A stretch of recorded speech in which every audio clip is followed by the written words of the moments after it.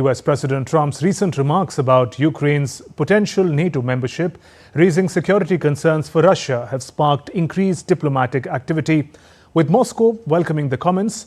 Meanwhile, Britain continues its support for Ukraine with fresh financial aid. More in this report. US President Donald Trump's remarks that Ukraine joining NATO potentially raises Russia's concern of security threat. Following this statement, the diplomatic efforts have intensified. Moscow has welcomed Trump's words.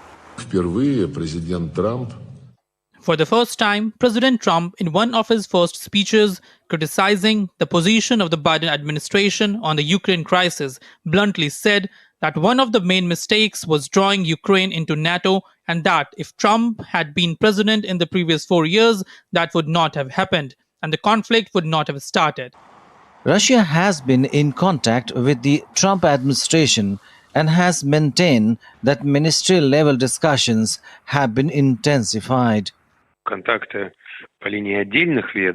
There are indeed contacts between individual departments, and they have been intensifying recently, but I can't tell you any other details. We have nothing else to say.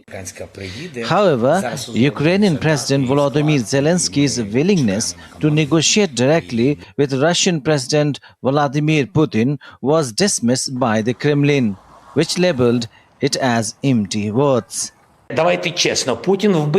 Let's be honest. If our allies believe we must move to the diplomatic track, and I believe we are ready to move to the diplomatic track, there must be the United States of America, Europe, Ukraine, and Russia. If that was the only setup in which we can bring peace to the citizens of Ukraine and stop losing people, definitely we will go for this setup, for a meeting with these 4 participants. On the other hand, Britain continues to support Ukraine, with Foreign Minister David Lammy announcing an additional $68.7 million in financial aid during his visit to Kyiv on Wednesday to strengthen Ukraine. Meanwhile, Kyiv has intensified aerial strikes on Russia's energy and military sites, set an oil depot on fire in southwestern Russia. Ukraine claimed the Albashan's refinery in Krasnodar supplies fuel to Russian forces. Russian troops seized the settlements of Baranivka and Novolensk in eastern Ukraine's Donetsk and Kharkiv regions. With Rabindra Chauhan, Syed Afzarul Hassan for DD India.